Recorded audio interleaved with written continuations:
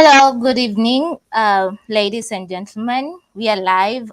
It's the sixth celebration of the African History Month Conference 2022, and it's the 21st of March. My name is Otieno Maria Nyango, and I'm your host for today. So, it's the fifth celebration of the African History Month, and I'm so excited. Today we are going to talk a lot about the our theme topic for today is actually the rift between African Americans and continental Africans. And as we know, we've been having this a lot of celebrations of the African History Month.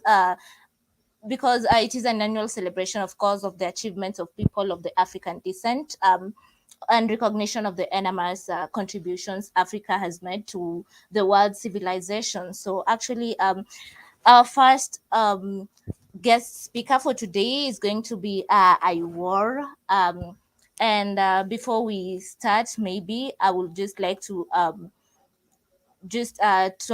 introduce our first guest speaker. Actually, she's called Jessica Ann Michelle, and she's going to be speaking to us, about the rift between continental Africans and African Americans. So Jessica Ann is the founder of the National Black Cultural Information Trust. It's a non-governmental organization.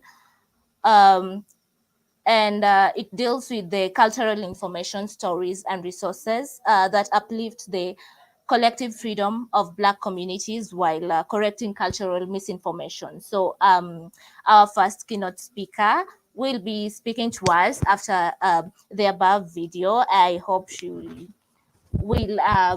really empower us with the topic. So stay put, ladies and gentlemen.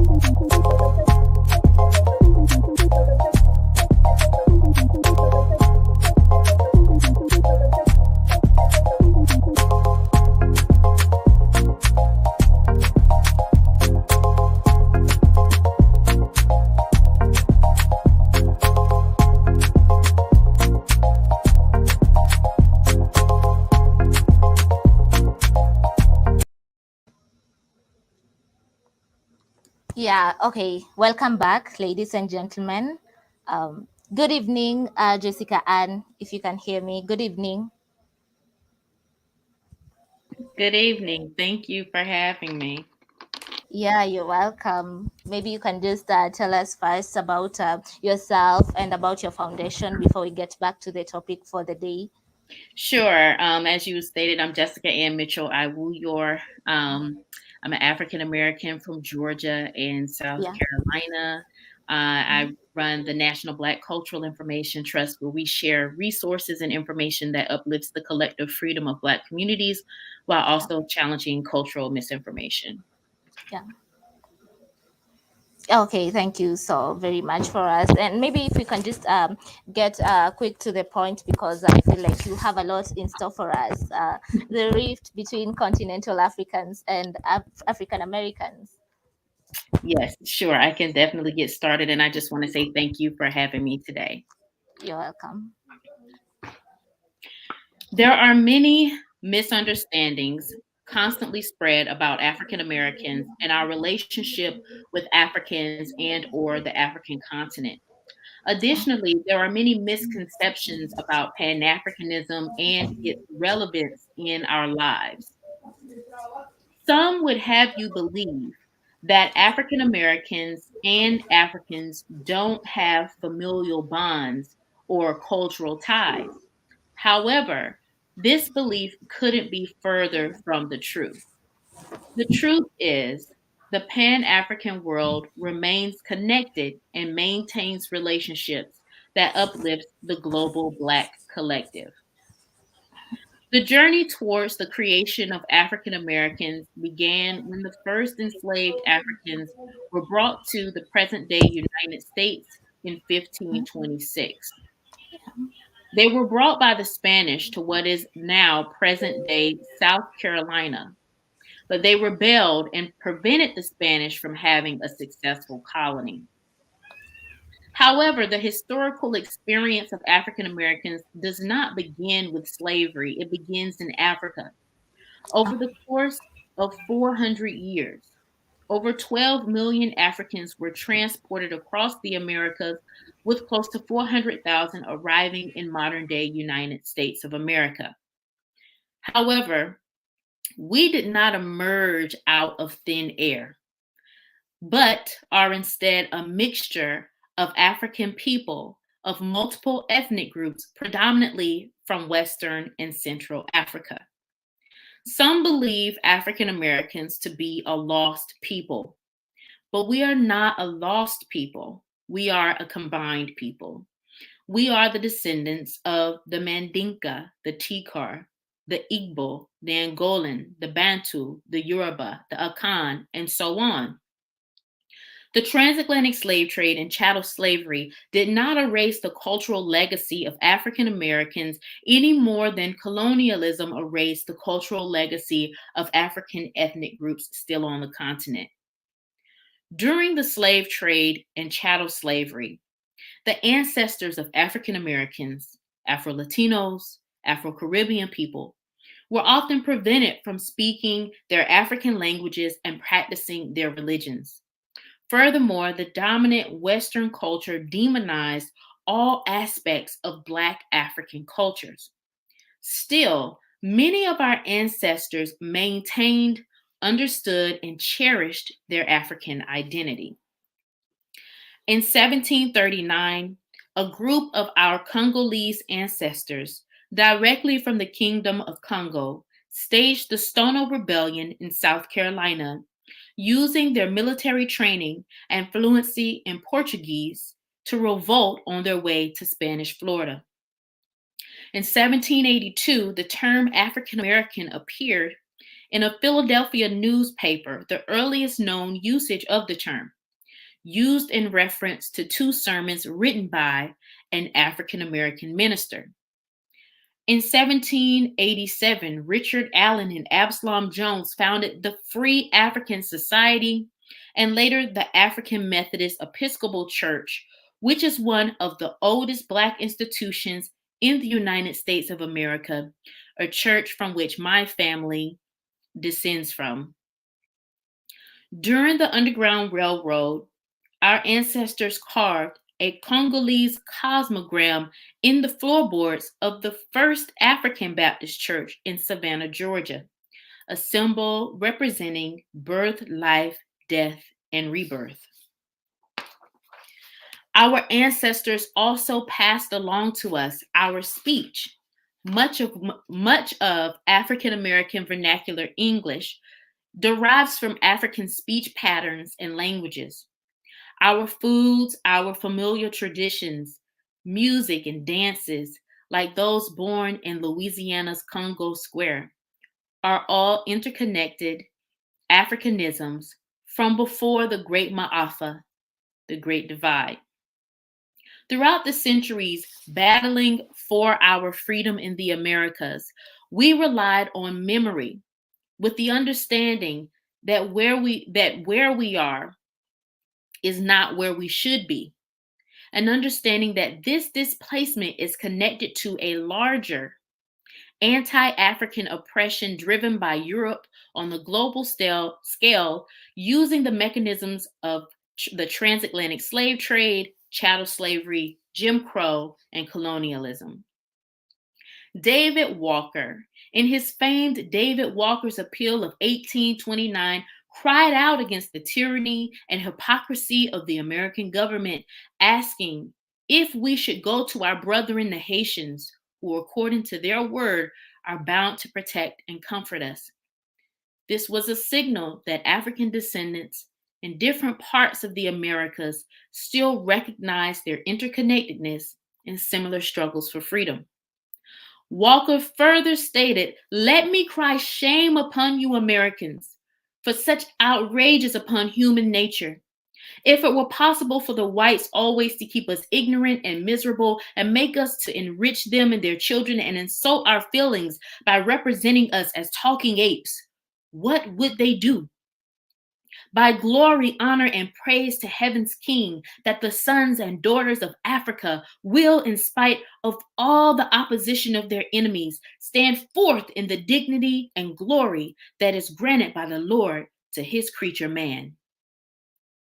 128 years after David Walker's appeal, invoking the continued African American bond to Africa, Reverend Dr. Martin Luther King Jr. and his wife Coretta Scott King went to Ghana in 1957 to celebrate its independence from Britain. Dr. King met with then Prime Minister Kwame Nkrumah, who would later go on to be Ghana's first president. King was so inspired by Ghana breaking from its colonial master that he shed tears during the independence ceremony. In his speech titled "The Birth of a New Nation," Dr. King described his emotions in detail. "The old Union Jack flag came down and the new flag of Ghana went up. This was a new nation now, a new nation being born. And when Prime Minister Nkrumah stood up before his people out in the polo ground and said, 'We are no longer a British colony. We are a free, sovereign people.' All over that vast throng of people, we could see tears. And I stood there thinking about so many things. Before I knew it, I started weeping. I was crying for joy. And I knew about all of the struggles and all of the pain and all of the agony that these people had gone through for this moment." After Nkrumah made that final speech, it was about 12:30 now, and we walked away. And I could hear little children 6 years old and old people 80, 90 years old walking the streets of Accra saying, "Freedom, freedom." Dr. King continued, "They were crying in the sense that they had never heard the word before. And I could hear that old Negro spiritual Moor crying out, 'Free at last, great God Almighty, I'm free at last.' They were experiencing that in their very souls. And everywhere we turned, we could hear it ringing from the housetops. We could hear it from every corner, every nook and crook of the community. Freedom, freedom." This was the birth of a new nation. When Dr. King returned to the United States, He used Ghana's independence as a source of inspiration, recognizing that if Ghana was free, African Americans would one day be free. He saw that African American and African freedom was intertwined as he pushed the Nixon administration towards change. Later in his speech, Dr. King linked the struggles of colonialism to the struggles of Jim Crow and segregation. He said, "The road to freedom is difficult, but finally Ghana tells us that the forces of the universe are on the side of justice." That's what it tells us now. You can interpret Ghana any kind of way you want. Ghana tells me that the forces of the universe are on the side of justice. That night when I saw that old flag coming down and the new flag coming up, I saw something else that wasn't just ephemeral, evanescent, even it wasn't just a ephemeral, evanescent event appearing on the stage of history, but it was an event with eternal meaning, for it symbolizes something. That thing symbolized to me an old order is passing away and a new order is coming into being. An old order of colonialism and segregation and discrimination is passing away now, and a new order of justice and freedom and goodwill is being born. That's what it said. Somehow the forces of freedom stand on the side of the universe so that you can't ultimately trample over God's children and profit by it. Also, El Hajj Malik El Shabazz, known as Malcolm X by many, our freedom fighting shining prince, reminded us many times of our Africanity and the need to understand and embrace it. He told us, "You can't hate the roots of a tree without ending up hating the tree. You can't hate your origin without ending up hating yourself. You can't hate the land, your motherland, the place that you came from. And you can't hate Africa without ending up hating ourselves." The Black man in the Western Hemisphere is the best example. The Western Hemisphere, North America, Central America, South America, and in the Caribbean is the best example of how one can be made skillfully to hate himself that you can find anywhere on this earth. They projected Africa always in a negative light: jungles, savages, cannibals, nothing civilized. Why then, naturally, it was so negative that it was negative to you and me, and you and I began to hate it. We didn't want anybody telling us anything about Africa, much less calling us Africans. In hating Africa and in hating ourselves, we ended up hating ourselves without even realizing it. Because you can't hate the roots of a tree and not hate the tree. You can't hate your origin and not end up hating yourself. You can't hate Africa and not hate yourself. Malcolm X told us we are Africans and we happen to be in America. We are not Americans. We are people who formerly were Africans who were kidnapped and brought to America. Our forefathers weren't the Pilgrims. We didn't land on Plymouth Rock. The rock landed on us. We were brought here against our will. We were not brought here to be made citizens. We were not brought here to enjoy the constitutional gifts that they speak so beautifully of today. And at the Audubon Ballroom in 1964, he told us this: "You can't understand what is going on in Mississippi if you don't understand what's going on in the Congo. And you can't really be interested in what's going on in Mississippi if you're not also interested in what's going on in the Congo. They're both the same. The same interests are at stake. The same sides are drawn up. The same schemes are at work in the Congo that are at work in Mississippi. The same stake, no difference whatsoever." After losing our greatness, Dr. King and Malcolm X, the Black Panther Party reminded us that Black is beautiful and to embrace Black power, an internalized power derived from unity and awareness and pride in African heritage. And Africa is where Black Panthers sought a refuge, welcomed in Tanzania and Algeria. In the 1990s, African American students led protests in the United States against corporations and universities, urging them to divest from South Africa. as the South African apartheid regime had murdered and oppressed the South African masses. In the 2000s, the Black Lives Matter movement spread from the Americas to the continent and back again, with people of African descent showing worldwide support for Black lives and freedom internationally. In 2019, thousands of African Americans traveled to Ghana for the Year of Return. Some sought to dismiss this occasion as simply a tourism ploy. Maybe it was, but it holds greater significance than tourism. The Year of Return signified the continuing cultural ties and recognition of our shared fight for freedom in the Pan African world.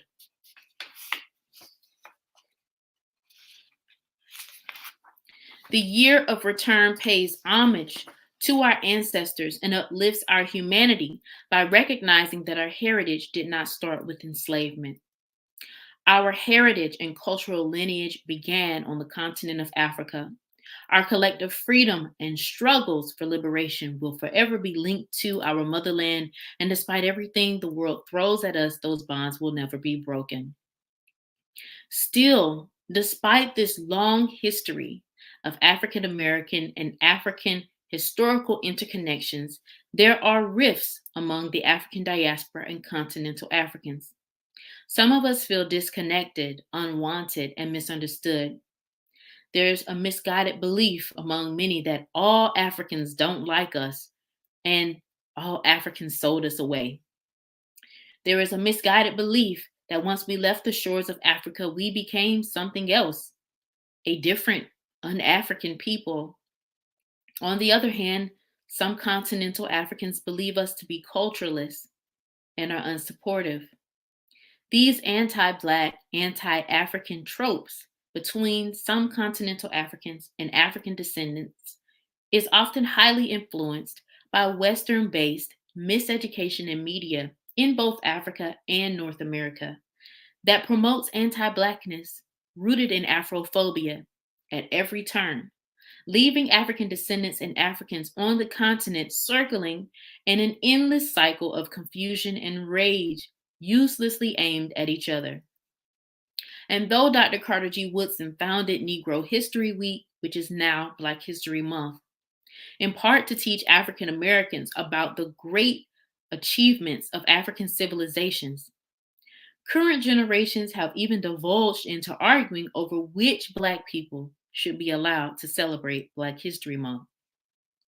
And though Kwame Nkrumah proclaimed, "I am not African because I was born in Africa, but because Africa was born in me," there are some in current generations who still argue over the cultural relevance of Black America and its connections to Africa. At a time when technological communications have reached innovative heights, and at a time when the ability to share and organize for the human rights of all African descendant people has become easier due to advanced technological tools, many of us have spent day after day online engaging in so-called diaspora wars, arguing over everything from teapots, movie roles, accents, and the list goes on. Much of these arguments are driven by miseducation about ourselves and each other, thus allowing us to believe the worst about ourselves and each other. Dr. Carter G. Woodson discussed this in his book, The Miseducation of the Negro, stating, "If you can control a man's thinking, you don't have to worry about his action. When you determine what a man shall think, you do not have to concern yourself about what he will do.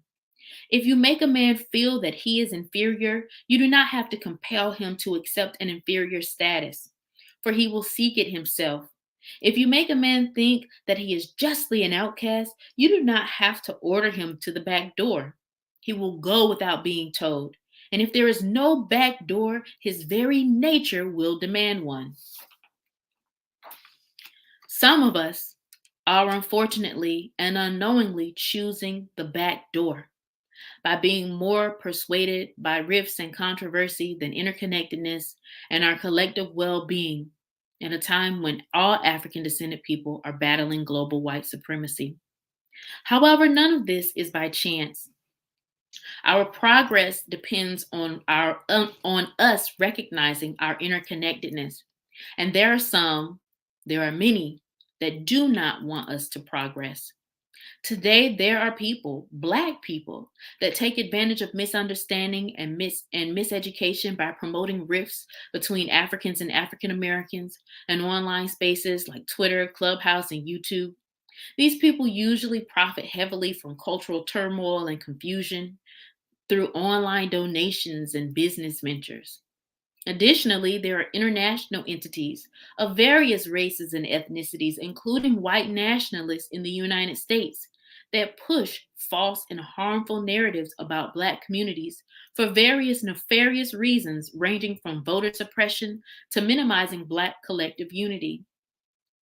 Though actual legitimate rifts among Africans and African Americans does exist, like African American ties to the imperial core, as was displayed through the unequal establishment of Liberia, and perceived judgment and disconnectedness by continental Africans, much of online discourse has been manufactured and amplified by easily manipulated algorithms. The truth is, no matter the controversy or argument amongst us, we've all been told the same lie, the lie of the colonized mind, the lie that tells us we are inferior, unworthy, and powerless. Our human rights will always be interconnected, and our futures will always be interconnected. Whether we like it or not, we will always be interconnected. On this journey towards our collective freedom, there must be an understanding globally that overthrowing the tools of global anti Black oppressive systems includes gaining self knowledge and reconnecting with our origins and gaining greater understanding of the Pan African world. This process will be imperfect and will have many growing pains, but it's necessary and powerful. Those of us that have been tasked with the role by our ancestors as organizers and educators must do everything possible to ensure that our communities, wherever we live, have access to truthful education about all African people, about the entire African diaspora, and about the necessity of the Pan African collective struggle for freedom. Thank you.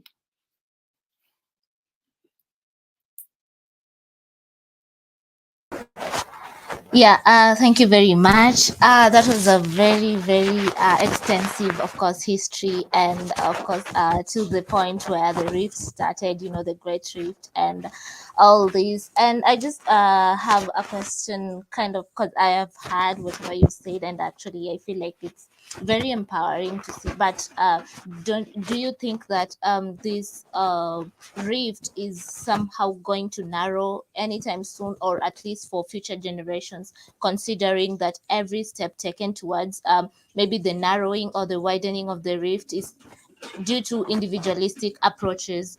Because actually, several years ago, there's a person called Kate Richburg, an African American correspondent to Africa for the Washington Post, who wrote in a book entitled Out of Africa. Just read whatever he said. There's a phrase where he says, "Thank God my ancestors got out, because now I am not one of them." In short, thank God.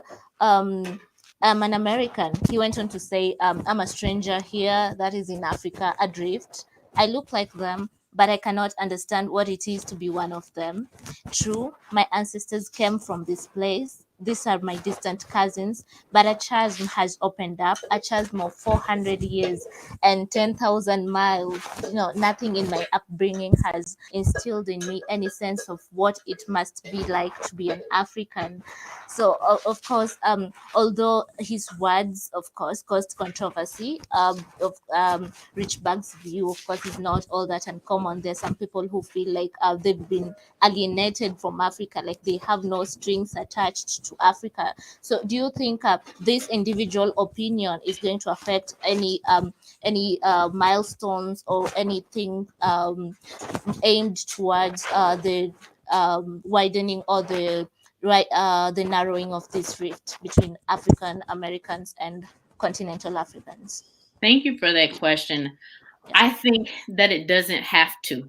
I think that it doesn't have to have this massive power over the ways in which we connect and unify. Usually, when we hear arguments like this about, I have no cultural connection or I have no connection to the continent, it really is based on misinformation and miseducation. Because when you break down African American history and cultural legacy, almost everything about us that we consider unique, which is unique, has ties to our African ancestors and our cousins on the continent. And it's often this interconnectedness that people usually do not know about. And it's not because people don't want to know about it. There are some that are like that. But the American system, for example, teaches us nothing about Africa. So you continuously get, and hardly teaches us African American history. So you continuously get generations of people that are rediscovering themselves. That's why in my speech, I kind of went through a timeline at different points through African American history where various ancestors continue to reassert their Africanity, because it's almost as if, and Malcolm X talked about how we've been taught to hate Africa because we always are presented with these negative images of Africa, its people, the continent, and negative images about ourselves. So what ends up happening is people that genuinely do not know that, and will genuinely believe they have no connection at all to Africa. Once you break down African American history and all the information that they were never taught, people have a greater understanding of what it means to be African and not just existing on the continent. When our ancestors were taken away, a lot of people think that everything about them was stripped away, that they lost all their heritage and cultural identity. But when you look at who we are, if you look at how we speak, like African American vernacular English, if you look at the Gullah Geechee language in South Carolina and Georgia, it's made up of 20 different African languages. If you look at our music, if you look at all the things that we cherish as African Americans, it has a direct connection to our African ancestry and the various Africanisms that our ancestors maintained through them and gave to us as a cultural inheritance. So, what often happens is we as African Americans are living, breathing African history and often just do not know that. And so we think there's only one way to be African, that we're not included in the Pan-African world. Not all of us think that, of course, but that's kind of like the mindset that drives that. That's why Malcolm X tried so hard to get people to understand the roots of the tree are Africa, and that in hating Africa, we end up hating ourselves, because that is not just our origins, that is our lifeblood. That is what it is within us, no matter where we are on the planet. It's why Dr. Carter G. Woodson, when he started Negro History Week, wanted us to learn about Mali and great African civilization and empires, because he believed that with us understanding that our ancestry comes from such a great people, that we will have a greater understanding of ourselves and what's possible for us to create and build no matter where we are, including in the United States of America.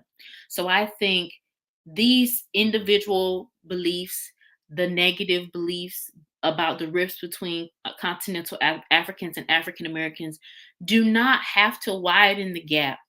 If those of us that are educators, those of us that are cultural storytellers, those of us that are tasked with this role of carrying on the legacy and making sure our people understand it and know it, do our jobs.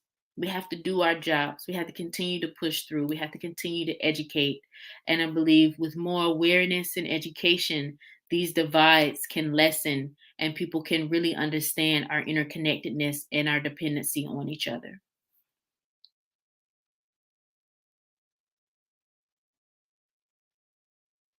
That was a very, very interesting talk. I'm actually glad I'm getting empowered because in my mind, I had been living with this some kind of stereotypes that, oh my God, I just don't think we will ever reach that point where we can, stay as Africans and just, stay true to our African race or as a whole and appreciate the African culture. But I'm glad to hear it from an African American, if I can say that. Actually, this rift doesn't have to widen this much because we are one blood from one race and we have one common origin, which is Africa. So, thank you very much, Jessica Ann. And actually, I think we'll get back to you later. Thank you very much. As Thank we you. continue, yeah, welcome. As we continue, we like to take a little break and then we will actually invite our next speaker, Karim Daniel Rice, who will talk about African Caribbean relations. Thank you. Thank you.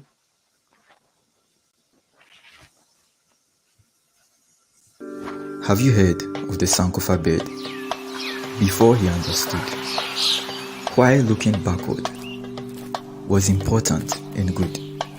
Young Sankofa was different. What did he lack? While he faced forward, his family all looked back.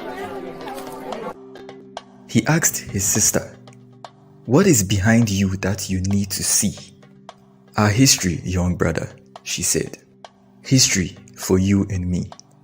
Sankofa goes to see his brother. They often laugh and joke with each other. "You look back too," Sankofa said. "What is the reason you turn your head?"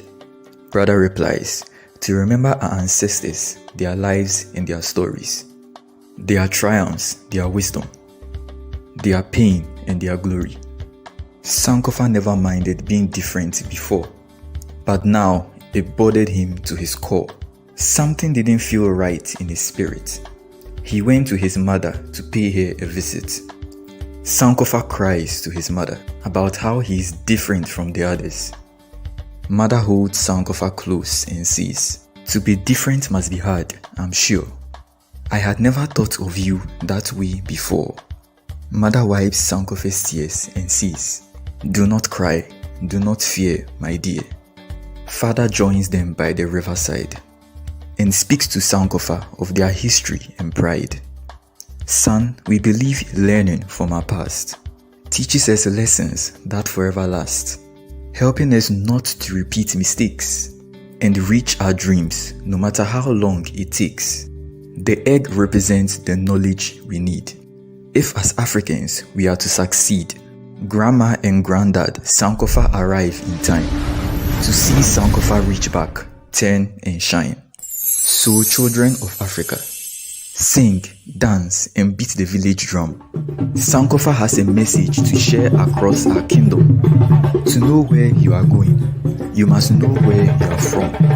Sankofa's reason for turning was simple: to be an everlasting symbol for all African people.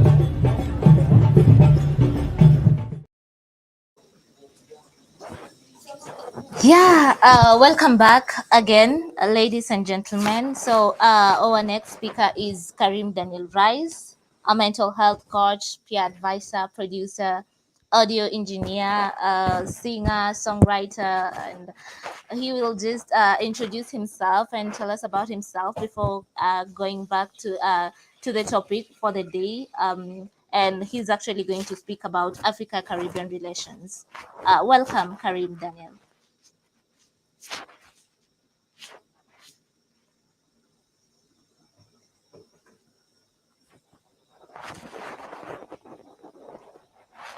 Yeah, welcome, Karim Daniel.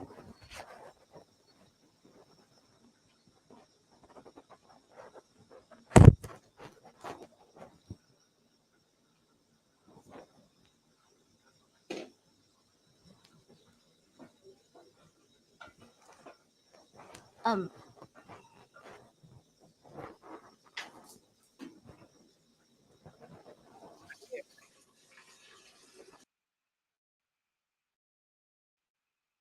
Can you hear me?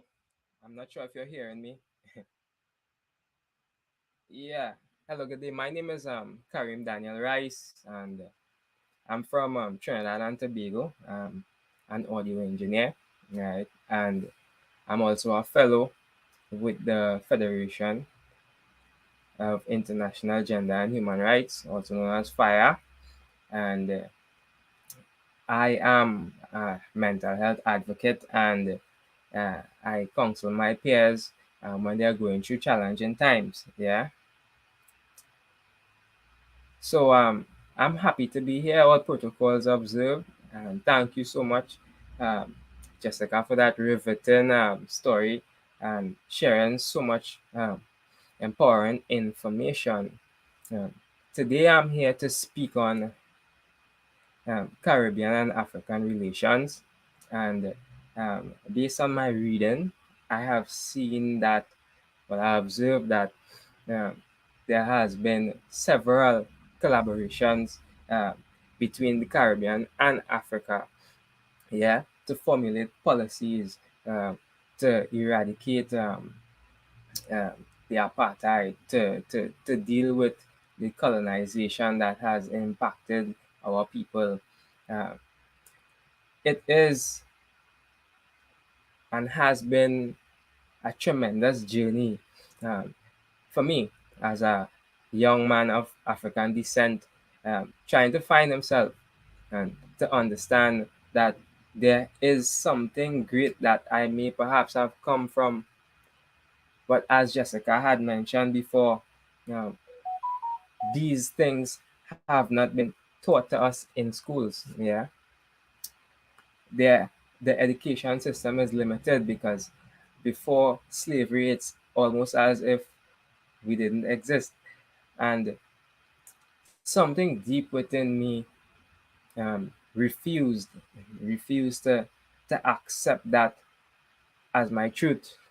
And in terms of the stereotypes where um,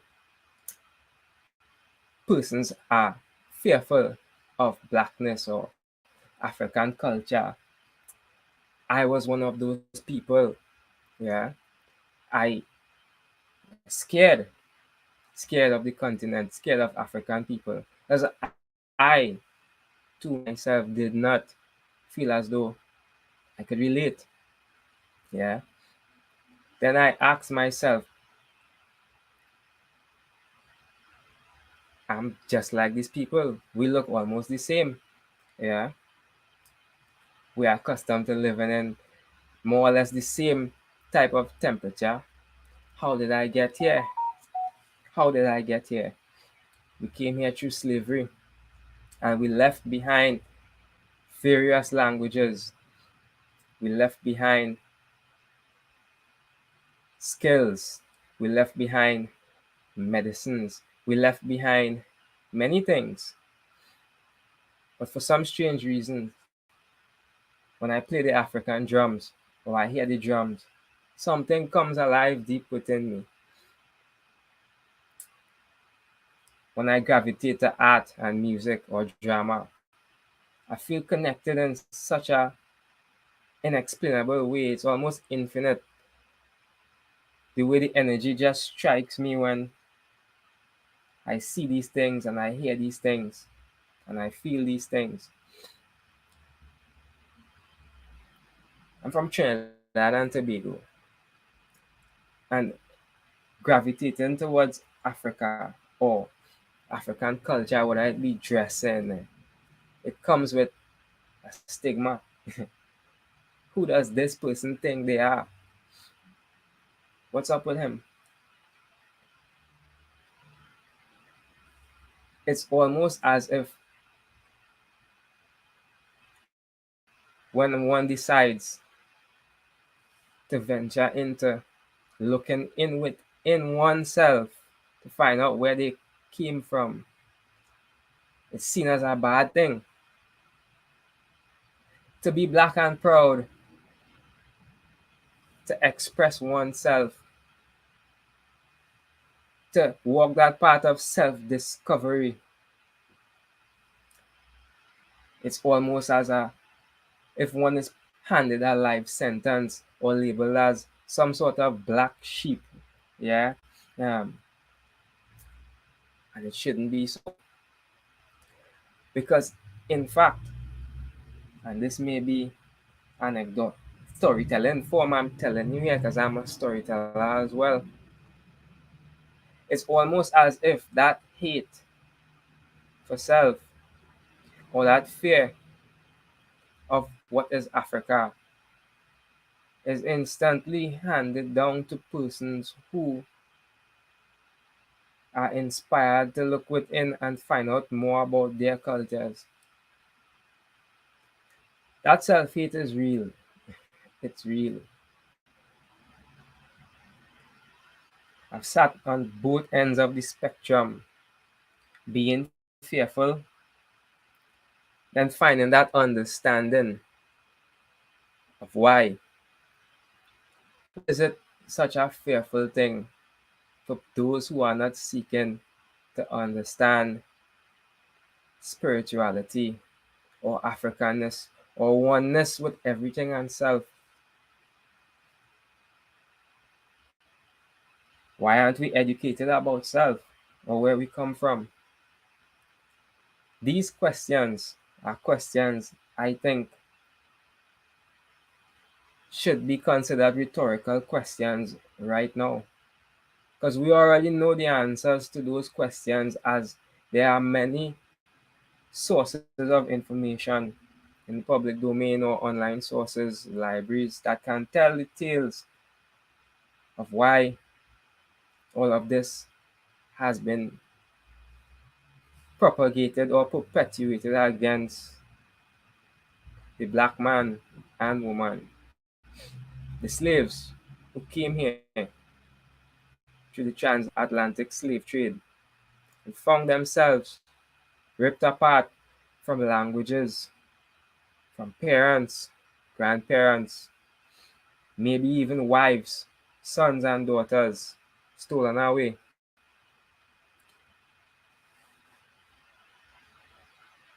The question is that information, what are we going to do with that information? It has already happened and that can't change.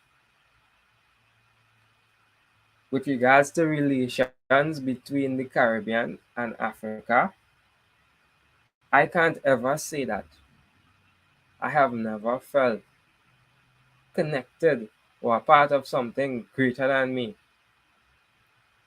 until I began communicating with my brothers and sisters on the African continent. You don't have to believe me. Look at the evidence. I'm here speaking on this international platform from in the Caribbean, utilizing the technology that we have been so fortunate to be able to take advantage of through this COVID pandemic. I made my mind up to come here and speak from the heart and just let it all out. Hopefully, my accent is understood and I'm capable to be felt around the world with my words currently. There's no denying that there's no denying that there has been linkages, synergies at diplomatic levels between the Caribbean and Africa. There's no denying that. However, me, persons like I, who seek to educate or build bridges for those who are considered grassroots.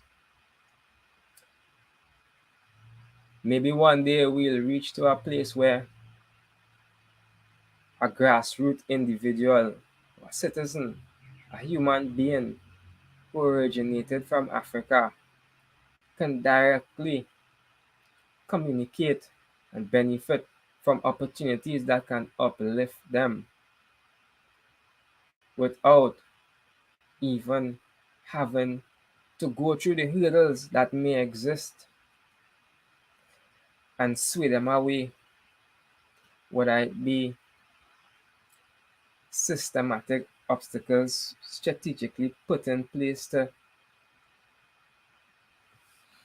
dissuade them, or whether it be the lack of visuals, because people gravitate to things that they see and are fascinated by. And I'm one of those people who have been fortunate to have ventured into different types of resources. I love hearing um, the late Dr. Ivan Van Sitema speak and share his information of the greatness of those who had came before me. I love hearing him speak about the ways our ancestors despised mediocrity and ignorance. But one thing we cannot afford to do is continue ignoring the talents and gifts and the capacity that we as African people possess around the world in terms of creating, whether it be skilled wise, hands, mental, peaceful people, peaceful people redirected against themselves in a negative way that causes them to take their own lives, warring against each other. For what? It's really amazing to connect with people from the diaspora, whether it be America, Africa, the Caribbean, speaking the same language, articulating, yeah, to achieve a standard of relevance on a global scale, shedding light where it needs to be shed, the dispensing of information that needs to be dispensed so that the teachers, the nurturers, the carers, the mothers, the daughters, the sisters who are celebrating Women's Month right now, how can we as people continue to lift and show the grassroots that, hey, you're not necessarily grass. Perhaps you may be a tree that isn't getting the proper nourishment in order for it to grow and bear fruit that can be sustainable and passed down from generation to generation, from lip to ear or in text. And these could just be my thoughts and the way I see the world, my perception. There's no doubt that it has been a traumatic experience growing up black or African in the Caribbean. There's no doubt that perhaps maybe all of these circumstances has greatly affected the mental health of our people. There's no doubt that mental health as well. There's no health without mental health. There's no doubt that we as a people need healing, patience, and understanding. Excuse me. In order to achieve that oneness, that balance within self, I, Karim Daniel Rice, am one of those persons who intends to continuously build bridges for my brothers and sisters Notwithstanding the humble beginnings I come from, I think that raw brain power is enough to get things done on any given day. Yeah. On any given day, my brothers and sisters who have been experiencing traumatic experience, mental health conditions, I'm always open to giving them a peaceful word. And I do hope that my fellow brothers and sisters in civil society are doing the same without expecting any source of financial deliverance and capitalizing over these hardships of these people who may be in a lesser position because they don't have access to the information that we may have access to. How great it is that this COVID pandemic has forced upon us the ability to communicate and share or create a chain of minds around the world that is capable of doing so many powerful things. Yeah. And I'll close with that.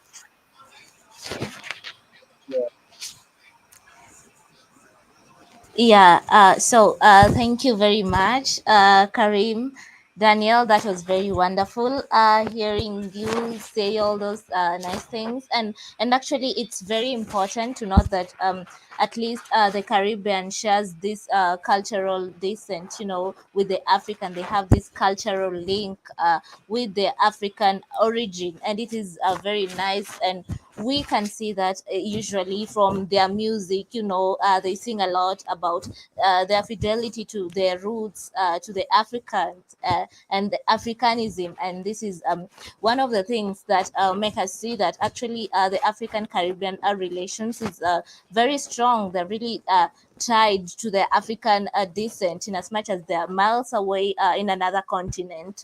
We can see that they live for Africa, and actually their roots, they're really, really tied to Africa, which is a nice thing because after all, as we say, that we are one and the same origin. We are one and the same race. We are one and the same blood. So thank you very much, Karim Daniel. That was wonderful. And we will like to get a quick break before introducing Shareni Kalashi, actually.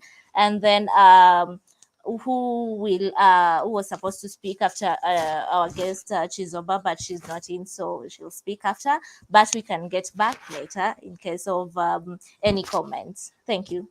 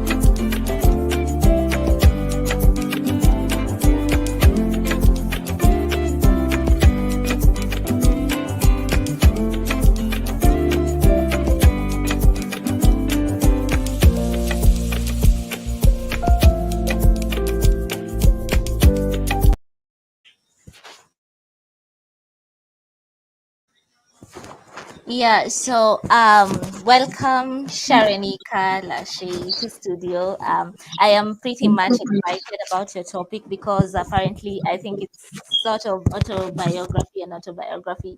So I can't wait to have you talk to us about it. Maybe if you can just introduce yourself to us and just take us through this hustle through pain. I am intrigued by the topic. Yeah. Okay. So my name is Sharonika Lachey. I'm a mother of three, two girls and one boy. I'm from Thompson, Georgia. It's like 2 hours away from Atlanta. I live in Atlanta. So just to jump right in because it is a long story to make it short. And I thank y'all for having me on this platform. I am grateful to piggyback off of Kareem and Jessica because I actually learned something throughout this whole conference. Things I didn't even know, things that I'm going to research also after this live to because I also I'm interested in connecting back to my roots as well. And like they said, the picture was painted bad about Africa, and so they only show us the bad, never taught us anything in school about the good. But raising up like basically like growing up as a black person, it's a lot. It comes with a lot. And the thing about it is we're so strong, we're so powerful, and that goes for African Americans and Africans. And so I feel like our opposition or our opponents know how powerful we are when we come together. So the trick is to call division. The trick is to make us hate ourselves. The trick is to make us hate each other. And so they paint this picture, or the trick is to make us be stuck on the system so we can be bound to poverty because, they want us, when you think of blacks or whatever, they want to think us as poor. So like even with this saying that I don't even know where it came from, but if you want to hide something from a black person, put it in a book. Who who came up with that? And so I remember hearing that when I was younger, and even growing up, I was called dumb, called slow. And so word curses sometimes can make us not operate in our identity. We start becoming something that we're not because of things that we heard. And that what happened to me. So basically I was told you cannot speak correctly. You can't. So I avoided things like this, public speaking, because I knew I couldn't pronounce words correctly or I couldn't talk correctly. So I silenced my voice because I was afraid of this person might say this or this person might pick on me. So when it was laid on me about writing my story, I'll write a book by me. I never would have thought I would have wrote a book because I was stuck in that mindset bondage, which that can happen to a whole lot of people stuck on what someone else said or spoke negative about you. And so me growing up, we battling with generational curses, and a lot of us battle with generational curses, battling with different things that we don't even understand. Nobody taught us, nobody told us how to handle this, how to handle that. So hustle through the pain came about growing up in a spirituality home. I was raised up in the church. I didn't have no choice. I was forced. I didn't have no choice. Like literally all throughout the week, every Sunday, we had to be at church. And so I go to church and I see how everybody interacting with each other. I see how it still was a lot that I didn't agree with. And so I had made up a decision in my mind. I said, when I grow up, when I have when I be able to make a decision of my own, I'm not going back. That's exactly what I did. So when I got to that age, I didn't go back. But once something inside of you is inside of you, you always end up going back to it. So hustle through the pain came about. I had a experience when I was out there in the world in the street life. I became a victim to sex trafficking. I was sitting here chasing fame, chasing fortune, and the thing about it was I was chasing the wrong things and trying to be something because I felt like I got accepted by the streets. And so basically what happened was when I became a victim of sex trafficking, I ran back to my spirituality. I ran back to the church. I started studying and it opened me up. And so I wasn't a reader because I felt like I was dumb. I felt like I couldn't read. It made me start reading more. I started learning more. I started writing more. And I ended up writing a book and writing my whole life story out. So I don't regret what happened to me. I just changed my pain and made that my promise. And so I had all the wrong hustles when I was in the street. And so I prayed and I was like, give me so many hustles that I would never look back. I would never go back to that lifestyle. I would never do this, never do that. And so that's how the hustle through the pain came about, because now I'm a serial entrepreneur and I know how to do so many things, to the point some stuff I have to narrow it down so I won't be all over the place. But I ended up writing a book, published a book, and then also did a prayer journal. But all of that came about. It took, like Kareem, he said he's a mental health coach. It took therapy. I don't know what it is about our community feel like therapy is bad. Therapy is good. We all need therapy. But it took doing different things, working on myself, getting to know myself so I won't hate myself, because we're taught to hate ourselves. And so I had to do different things to break free. And so I can also experience freedom. And so I won't let my past hunt me. Sometimes we also allow our past to hold us back. Like literally, a lot of people are held back because of our past and lack of knowledge. A lot of things I did not know.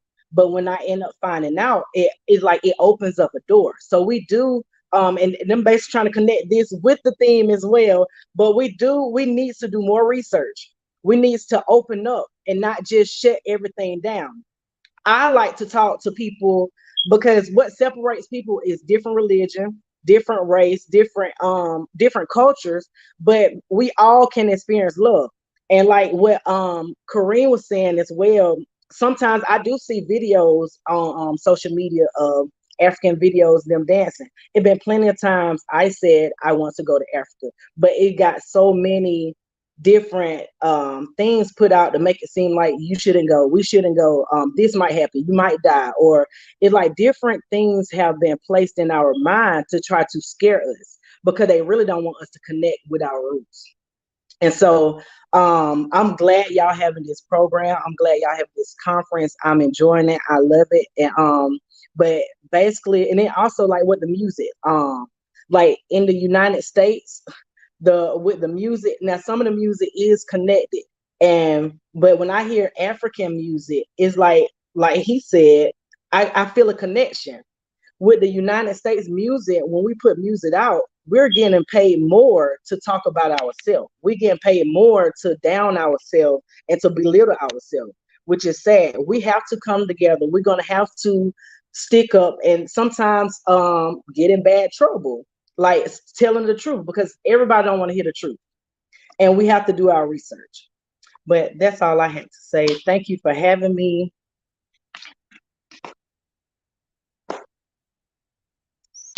um Actually, because some of us may be very intrigued, we would actually just like to read the book Hustle to Pain. So how can we find it? Can we find it online, or how can Yeah. we get access to this book? Yeah. So this is the book, Yeah. and this is the prayer journal. I have a lot of testimonies as well. The book is on the website www.sharonika.com. That's SharonikaLashay.com. And also with the prayer journal, it basically got different prayers for different warfare, different type of fights, different things that we battle with rejection, with pain, with suffering from a loss, relationship, different spirituality. And that's why it's easy for me to connect with people that don't believe in God and the people that do believe in God, because I've been there, done that. And even though I came back, but it's like I can relate to different levels of people, because it's hard to relate to somebody if you never been through it. So, and also the Hustle Through the Pain book, basically going over about how I went through all this trauma, I went through all these different things growing up, and how basically took all of that and made it into my purpose. And when I did start finding my own identity, I started taking off. And now I don't have to chase fame, I don't have to chase money, I don't have to chase this, it chased me. And so I was able to leave my 9 to 5, which is going on 2 years now. I've been doing full-time entrepreneurship that I only work for myself and I pay myself. But all of that came through my obedience and me going through freedom and me learning me and operating my own identity and not operating out of somebody else's identity. Because sometimes we can compare ourselves to somebody else, and then we can start trying to imitate another person, which that's not authentic. We're not being our authentic self. Yeah, thank you so much for that. I personally would. I'm actually going for the book after this show because I am very intrigued. I would like to know your thoughts more on that book, and and I think actually I would get to have some kind of identity, because it's not just it's not like when you're in Africa you now have this identity, there this personal internal whatever internal struggles that we have. So I think I think that book is just not for people of the African American origin, but for everyone as in general, like Africans and continental Africans, African Caribbeans, and I think it will be a great help for us. Yeah. So Yes, and thank you very I also have e-copies as well, and they'll send you an instant download. If you yeah. purchase the e-copy, it'll send it right directly to your email. Yeah, okay, thank you very much. You're welcome. So okay, so thank you, that was Sharonika Lashley. A wonderful conversation there about hustle through pain. I am very intrigued. Okay, so our next speaker will be Chizoba Ogo right after a short break.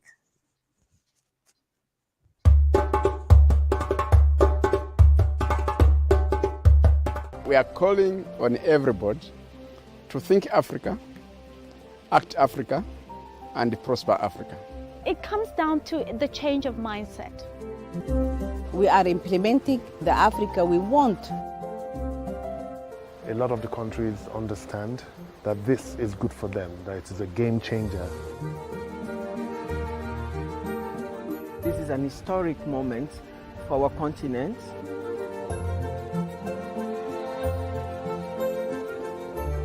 So this is entirely African driven. These African countries are making a treaty among themselves. We've been brought up with so many borders. You know, we have our little countries, we have our little economies, our little sectors. We have so many things that divide us, and I think this is an opportunity to really push against those boundaries and to change them. I think you need to be very, very focused in what you are doing. Once you believe in what you are doing, you see, you should not take your either business or job as something that you must do. Okay?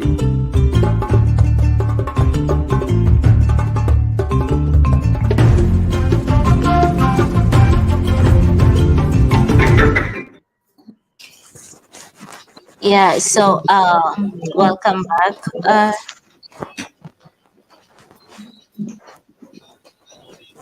Welcome back on studio. Good evening, Chizoba. Welcome to studio.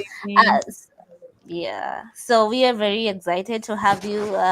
You're a lawyer, an activist, host of Africans in Diaspora.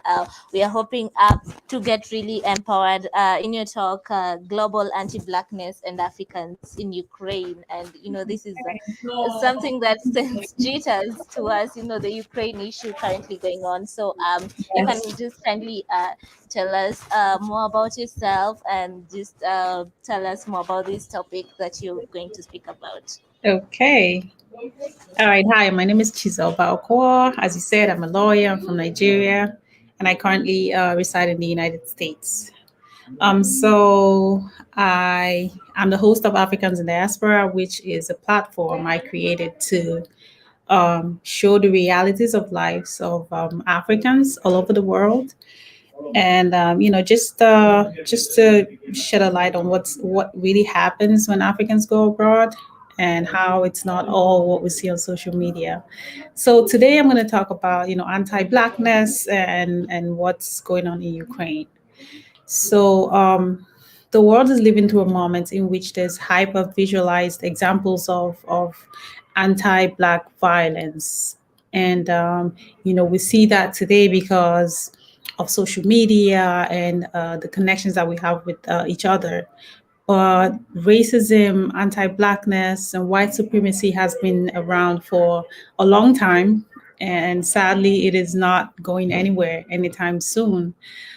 Africans in diaspora has started a little over 2 years ago. And during my time with Africans in diaspora, I have had the pleasure and honor of speaking to almost, I think, over 100 Africans all over the world, in North America, Europe, Asia, and all parts of the world, Australia. And our experiences are the same. We feel like we're going to this utopia, this perfect place. And when we get there, we are shocked by just everything, and we face a lot of discrimination, a lot of racism, and the stories are just very similar. So, but then what's so sad about it is that a lot of our people, young people in Africa, do not know about this because a lot of our people don't share their stories. So you see tens of thousands of young Africans dying every day to get to Europe, to get to America, to get to this perfect world, this utopia where once you get there, life is perfect. You have no other worries, and then you become rich, and just life is just perfect. But that is not true. That is not true. This utopia does not exist, and we have seen examples of what is happening in Ukraine right now, where this country was invaded by Russia, and they are going through a lot, which I sympathize with them, I empathize with them. But then you see, this racism, it's just there in full force, where people are running for their lives. Everyone, they're all running for their lives, but then somehow they manage to prevent these Black people, these Africans, from running away. We're all running away, we're all running for our lives, but somehow you prevent these people from. So what are you trying to say? You're trying to say just stay and die. You see instances of people getting on the train and then pulling Africans out of the trains, and just to let their people in. You see people getting to the borders and not being let in. There are instances where people are left outside in the cold, and some of them died because we know that our people are exposed to these harsh weathers which they're not used to. A lot of people died just out there in the cold. There are people who are still stuck in Ukraine as we speak, who cannot get to safety because they were not able to escape. So we see all forms of racism, discrimination as Africans living abroad, in schools, at work, in the streets, just everywhere. Speak to any African living abroad. It is not easy. And then there's also something that we do, which is just pretend everything is okay. Pretend that this place is just this perfect world.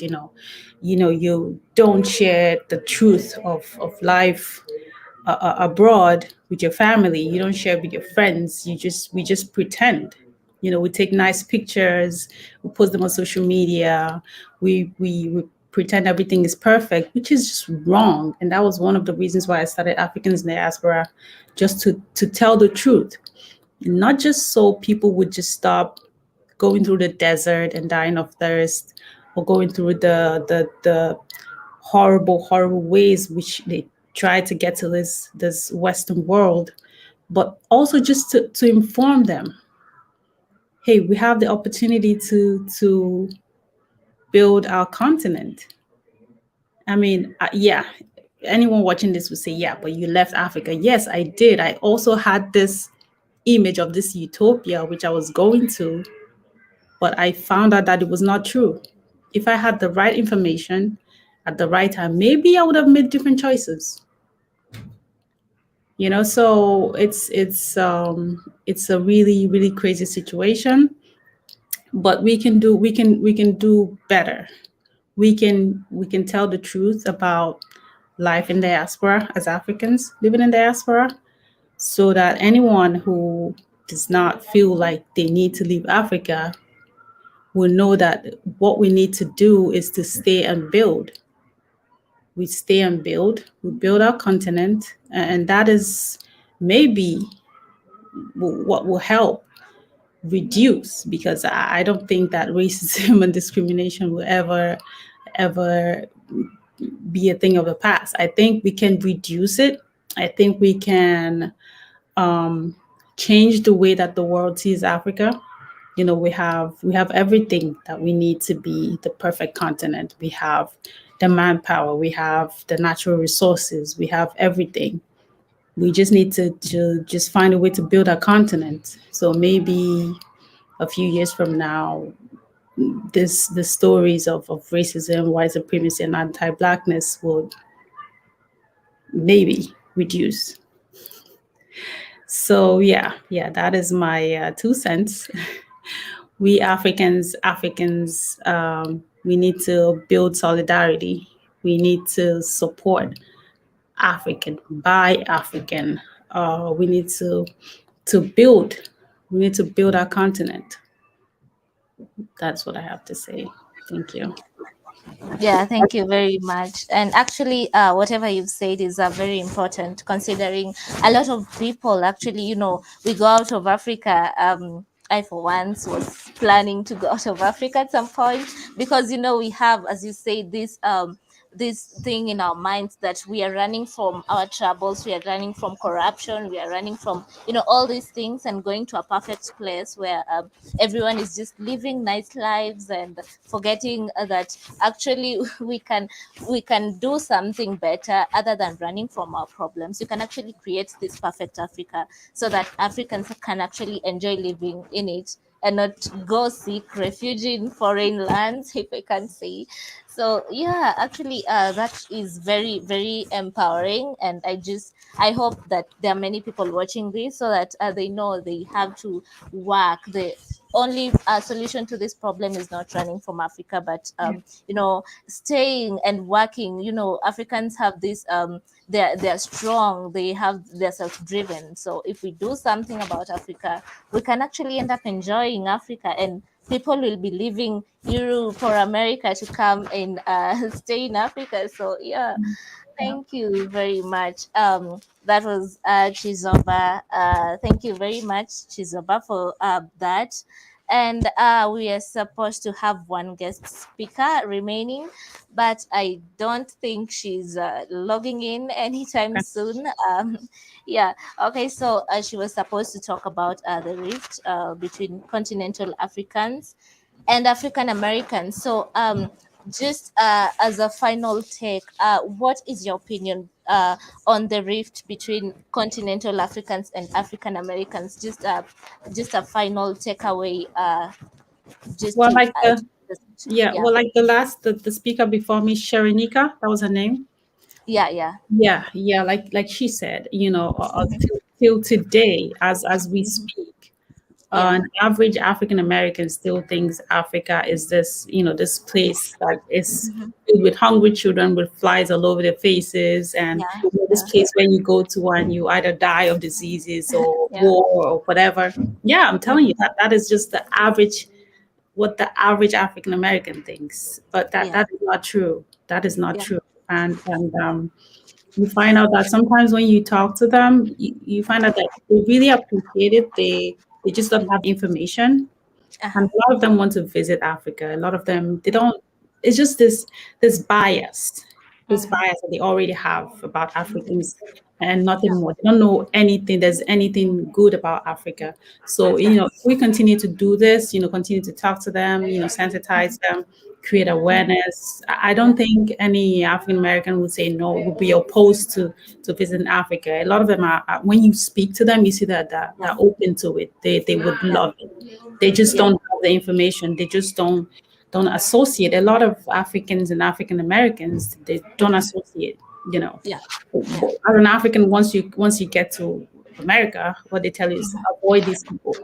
avoid these African Americans. But once you get to know them, you also find out that they have been told, hey, avoid these Africans. Yeah. So it's like a conspiracy to keep us apart. Yeah. It's messed up. But I'm glad that a lot of people are like trying to realize that, hey, this is wrong, trying to just build these bridges between us. And that is just great. That is just great. Yeah. Yeah, thank you so much for that. I think we'll just get one final takeaway from Karim if he's there, and then we end the session. Okay. Karim, just kindly one final takeaway.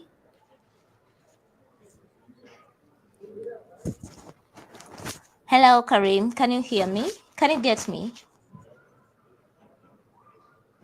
Okay. Okay. Okay, I think we've had a wonderful session up to that point, and I'm very grateful to and privileged, of course, to have these great speakers in studio for us. There's Chizoba, Karim, there was Sharene, and we talked about all these wonderful things. Okay, I've seen Karim is coming live. Okay, Karim, can we just get one final takeaway, please, before we end the show?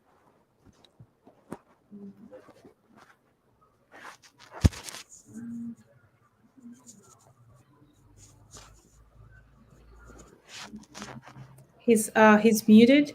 Oh.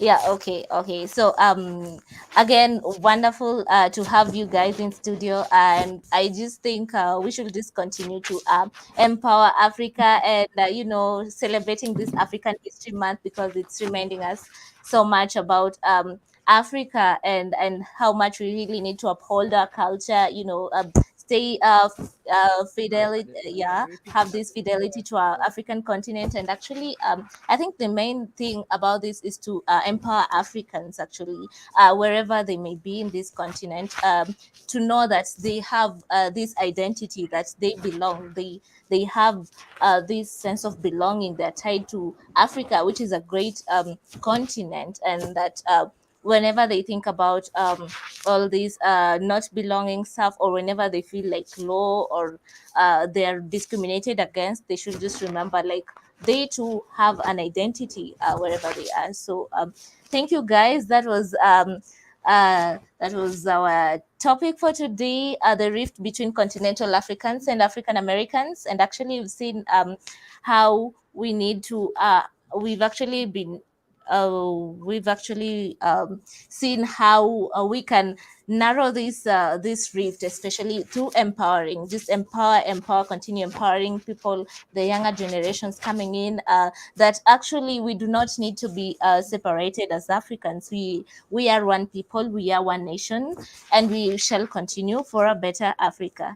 Thank you very much. We'll be having more sessions, because as I've said, this is our fifth actually meeting, or rather, for this month, and we'll be having more and more in order to empower Africans for a better Africa. So thank you, and have a good night. Thank you. You too. Okay. Right.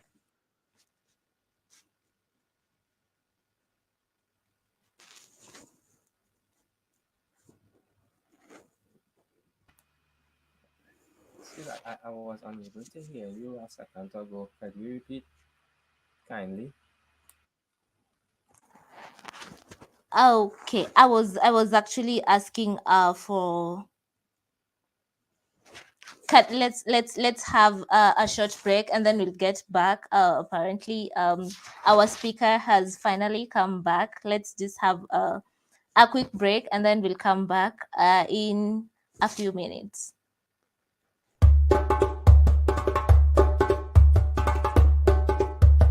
We are calling on everybody to think Africa, act Africa, and prosper Africa.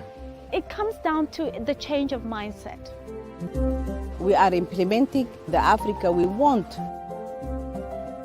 A lot of the countries understand that this is good for them, that it is a game changer.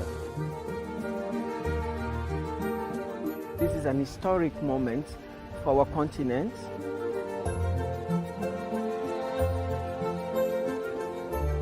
So this is entirely African driven. These African countries are making a treaty among themselves. We've been brought up with so many borders. You know, we have our little countries, we have our little economies, our little sectors. We have so many things that divide us, and I think this is an opportunity to really push against those boundaries and to change them. I think you need to be very, very focused in what you are doing. Once you believe in what you are doing, you see, you should not take your either business or job as something that you must do. Okay?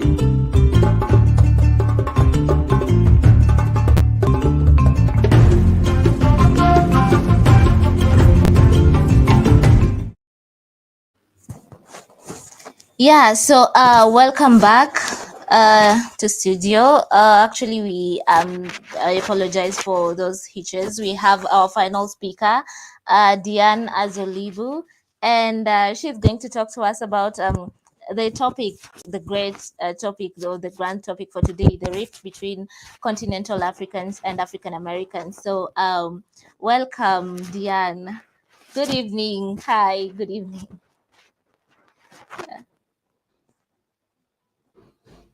Can you hear me now? Yeah, I can hear you now. I do apologize because it's my first time hearing about StreamYard. And so I didn't know. I was talking to Daniel and I was like, what's going on? Am I supposed to be? I know I'm not late. So I was like confused about everything. So my sincere apologies for that. Yeah. So I would just like to start off by saying that I am proud to be African, but at the same time, I'm also proud to have grown up in America. So I've seen the best of both worlds. Being African has taught me a lot about my culture, about my heritage, but also living in America has taught me a lot about being an African American as well. I do identify as a Black woman, but at the same time, there are some things that I practice that would make me African American, and there's some things that I practice that would also make me African. So I would like to bring those two together as I'm discussing this with you guys today. This was a very difficult topic for me to discuss because growing up in the United States, I had dealt with a lot of colorist beliefs. I've dealt with a lot of different things. My final take in regards to everything that I've heard on the show is that as one people, we really do need to band together. In order to bridge the gap, there are a few things that I just want to talk about. There are 3 things that I would like to say. The first thing is we need to acknowledge the fact that we don't know every detail about our history. There are some things that we're not aware of, but at the same time, we can learn from what we are told, and we can learn how to be the best versions of ourselves. The second thing we can do is that we can practice agape love. And by practicing agape love, we also have to live by the golden rule. We need to treat each other the way we want to be treated. We can't treat each other any type of way and expect there to be love in our community, expect there to be unity. We have to practice agape love. We have to be there for one another. We are all Black at the end of the day. There is no difference. The only difference is that we didn't know so much about our history the way we were supposed to know about our history. But now we're living in the present day. And so we can make things better for our future generations and generations to come. We have to discuss topics that no one else wants to talk about.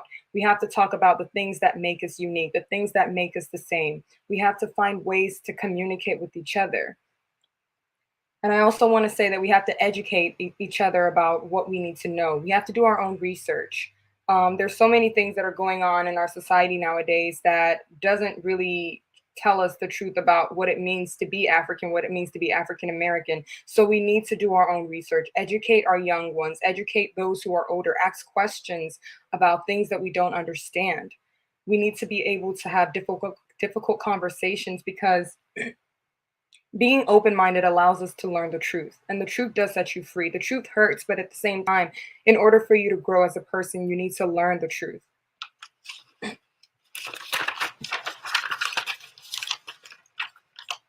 And I also wanted to say that we need to pay attention to our history. I also wanted to also reiterate the fact that as Black people, we need to have a safe space for us to have conversations about our origin. A lot of times African Americans would assume that we don't know how they're feeling, we don't know what they're going through, but I would beg to differ. I do know what you're going through. I do know what you're feeling. Growing up in the United States kind of gave me that sense of like, wow, so this is what it means to be Black in America. So I do understand. And Africans, we need to also be empathetic of the fact that African Americans have gone through almost 200 years worth of intergenerational trauma. We need to see eye to eye with each other and recognize that we're one race, we're one people. So that's my final take, is that we all need to band together and be the best versions of ourselves. So that's all I have for you guys today. Thank you so much for having me on here.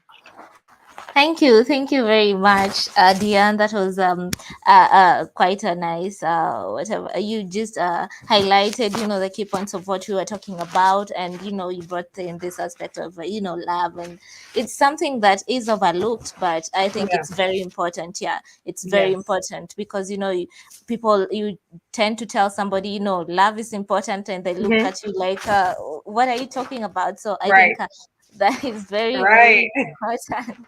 So I think that is very, very important. And actually,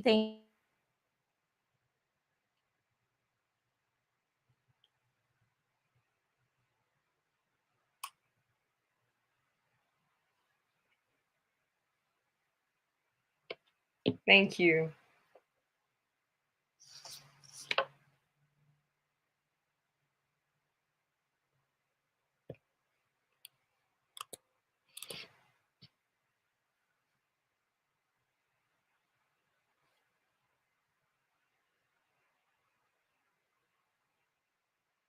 I think her video is off, but I think she'll be right back on. Miss Otieno, do you hear us? Just seeing a dark screen.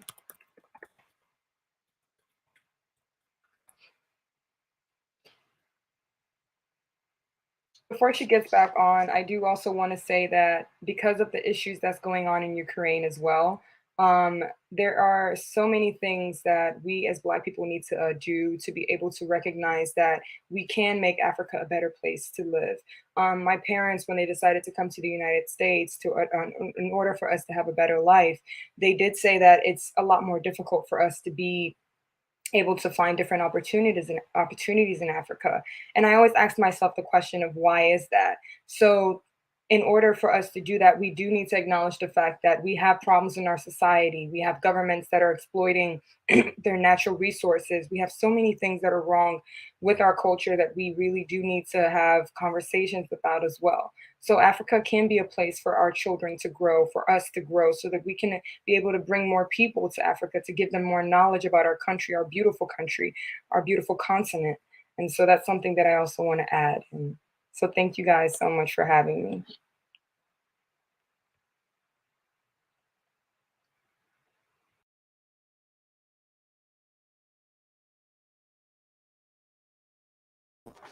So I apologize for that technical hitch. I was just requesting our final guest speaker to give us the final takeaway. Karim, if you will, kindly. Karim?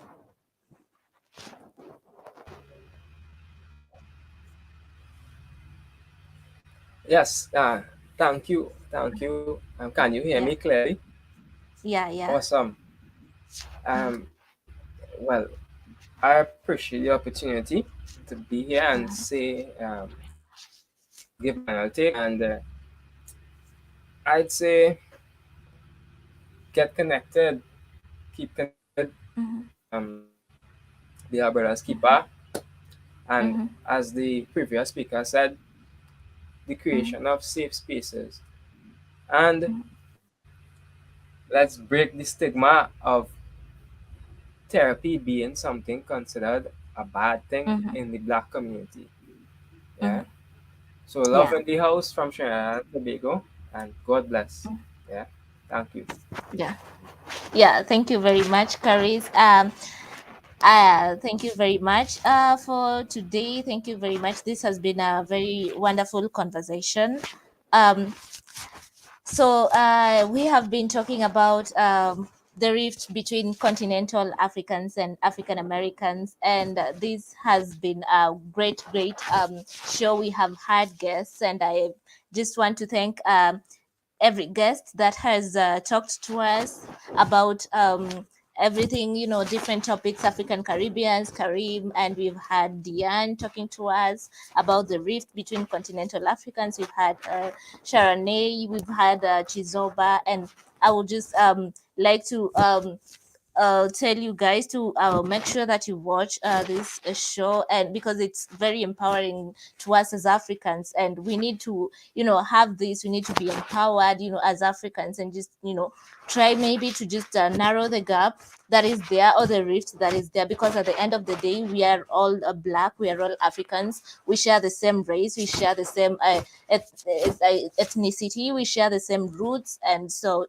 this is Africa for Africans, and our African History Month celebration continues on this month, because this has been our fifth as conference, and we have many more conferences going forth. So that is the end of our show today, ladies and gentlemen. Good night.